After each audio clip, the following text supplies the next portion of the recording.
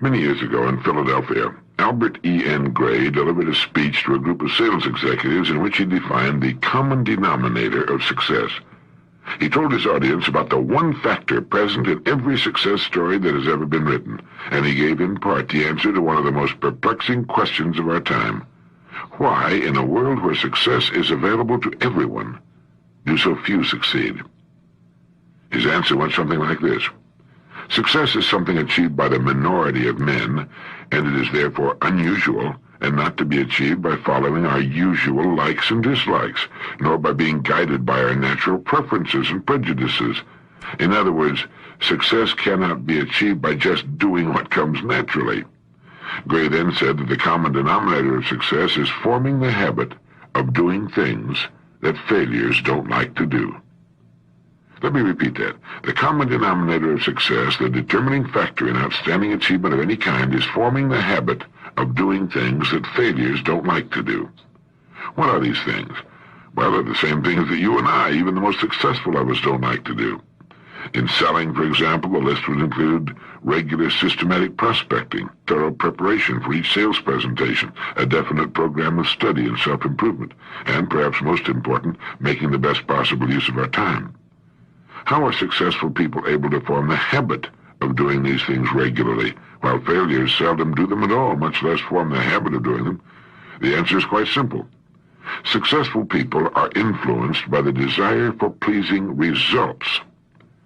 Failures are influenced by the desire for pleasing activities. They're inclined to be satisfied with such results as can be obtained by doing things they like to do. Now, early in his career, the successful person forms the habit of planning his days in advance, sticking to that plan if possible, and getting the greatest good out of every available hour. I'm certain you'll agree that this isn't as easy as it sounds. There are distractions that tend to undermine even the best plans. There's often something we'd rather do than our work. Now, it would seem to be natural to yield to these distractions, to allow ourselves to get wrapped up in some unproductive activity. But remember, success is unusual, and not to be achieved by following our usual likes and dislikes. The hours we spend on the job are devoted to many different acts. These acts can be grouped under one of two categories, goal-achieving or tension-relieving. Now, goal-achieving acts are usually productive. In sales work, for example, prospecting, preparing for presentations, calling on clients and prospects, following up on sales, and studying for self-improvement all come under this heading. Under the heading tension-relieving acts are frequent coffee breaks, long unproductive lunch hours, and unnecessary conversation with people who are not connected with our job. Productive goal-achieving acts lead to pleasing results, while unproductive tension-relieving acts are merely pleasing activities and do nothing to move us forward. Of course, people need to relieve their tensions, too. They need coffee and lunches, but one of the secrets of success is knowing how to keep our unproductive time to a minimum while concentrating on those acts that are most productive and lead to pleasing results. We all know people who claim that a few hours a day is all they really need to put into their jobs in order to get along. Well, obviously, they're mistaken, and their mistake often costs them the success that could be theirs. There never has been, there is not now, and I don't believe there ever will be a time when a person can achieve anything outstanding by working only a few hours a day. Success doesn't come easily. It requires hard work and dedication and time. All of us have a tendency to waste time. Maybe it's because we don't realize that it's one of the few really precious things we'll ever own. Every day and every year, everyone starts out with exactly the same amount of time. The way people make use of their time shows up in the results they achieve. I have a neighbor who regularly spends quite a bit of time developing himself and his professional abilities. Where does he find the time? He finds a few minutes here, an hour there, and 20 minutes somewhere else, and when he finds it, he asks himself, what's the best thing I can do with this time? He takes every opportunity to learn more about his business and his career.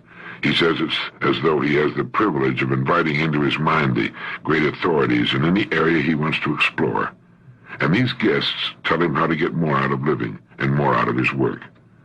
With a choice like this, you couldn't pay my friend to go back to his old tension-relieving, time-wasting inactivity. Yes, time is available for us to use, and it's up to us whether we make a habit of using it wisely. One of the easiest ways to form the habit of making a wise use of time is to think for just a moment before we begin a new activity. Pause and think, now what kind of act is this to be? productive, goal-achieving, or tension-relieving. You might want to keep track just to see how you're measuring up. Do this often enough, and the wise investment of time becomes a habit, the habit of acting in your own best interest. The common denominator of success is forming the habit of doing what failures don't like to do. And the thing failures dislike most is making the wisest possible use of time, one act at a time, all day long.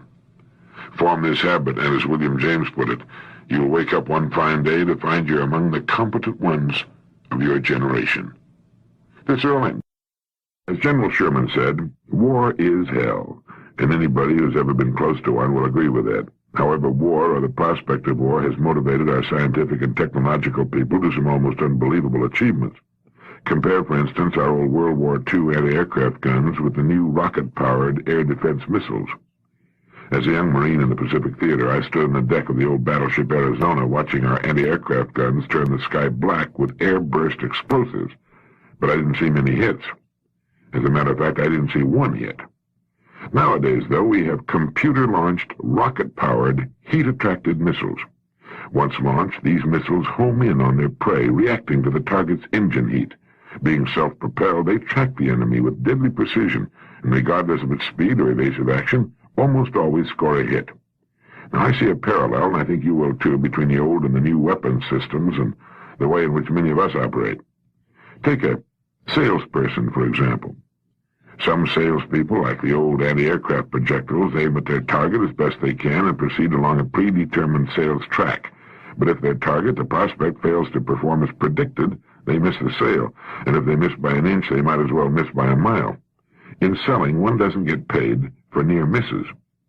Other salespeople, like the new heat-attracted missiles, sense the prospect's reactions and adjust to them. Personal interaction with the prospect guides their presentation. They can double back, change pace, or make other creative modifications necessary to close the sale. Now, the difference between these two types of people lies in what's been called empathy-ego balance. And it's applicable not only to salespeople, but to men and women in all areas of activity where persuasion and communication and leadership are important. David Meyer and Herbert M. Greenberg discussed this in the Harvard Business Review. I see empathy as the ability to imaginatively project ourselves into another person's situation, to stand in his shoes. The man who possesses great empathy can sense the feelings and reactions of others and can change course as the situation changes. The empathic person, for example, picks up an infinite variety of cues and clues about his listener's feelings and convictions. He is, in effect, experiencing these along with his listener. The person with little empathy functions like the old weapons. Once he launches into a subject, he follows a given course of action with little regard or awareness of the feelings of his listener. Now then, ego means self, as in self-restraint, self-respect, self-esteem. To understand this, we have to disregard the popular but inaccurate conception that equates ego with big-headedness or conceit. The ego we're talking about here is the mental picture a man has of himself and his abilities. Ego provides the drive a person needs. It's his propulsion. His ego makes him want and need to succeed, not just for the money or merit to be gained, but for a deeper and more personal reason. His self-image improves dramatically with success and diminishes painfully with failure. Ego provides a strong competitive instinct to win every race every day, a will to win that triggers extra energy when extra effort is needed. Now, both empathy and ego are functions of the mind and powerful tools in any interpersonal situation. Best results are achieved with a strong balance of both empathy and ego. The key is balance. Let's go back to our sales example again and examine what happens when a salesperson's empathy-ego combination is not in balance. The one with lots of empathy but too little ego drive may be a fine person. He's a good guy and has many friends. You'd think he'd be a top producer, but he usually isn't. He gets along with the prospect, understands him, and frequently brings him near the close, but he lacks the ego drive to move the prospect that final inch to the sale. People like him, but too often end up buying from someone else. Now, just as inadequate is the salesperson with lots of ego drive but too little empathy. He'll bulldoze his way through to some sales, but failing to understand his prospects, he misses many more. He forgets that a sales situation is not a contest where one person wins and the other loses. Either both win together or both lose. So you see, the key is balance, that wonderful balance of a strong sales drive and a deeply empathic nature. Those who have cultivated this balance are invariably found at or near the top. So how is your empathy-ego balance with the people you come in contact with every day? If a need for greater empathy is indicated, this is an attribute that can be developed with practice. You might recall the advice Atticus Finch gave his young daughter Scout in Harper Lee's great novel To Kill a Mockingbird.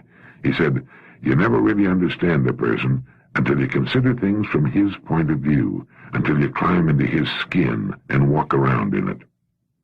Remember, everyone needs friendship, prestige, independence, achievement, and group membership. And in addition to these universal needs, each individual has his own particular interests and desires. Keeping his needs in mind will help you see things from his point of view, get a feeling of what's taking place inside his skin. Trust that feeling, act on it, and you'll find your empathy increasing with use and practice. To become stronger in the ego department, you might consider that all the great leaders are individualists with a healthy degree of self-esteem. Reasonable egotism is part of character and strength. Don't demean it in yourself or others. Reflect on what others have accomplished, men having no greater opportunity or personal resources than you now command. Your ego drive will increase with an increase in your knowledge of the range of accomplishments you can achieve. An improvement in your self-image, a raising of your goals, will open the door in the wall you may have unknowingly built around yourself by past performance, past environment, past thinking. The man or woman with a strong empathy-ego balance is dynamic and self-reliant, has endless drive and energy, and is concerned about other people and himself. He's mentally balanced to solve the problem, achieve the objective, hit the target. Such a person is a guided missile who's more wonderful than any scientific development man can ever dream of. And this kind of person is a great person to be with, or to be. This is Earl Nightingale, and thank you.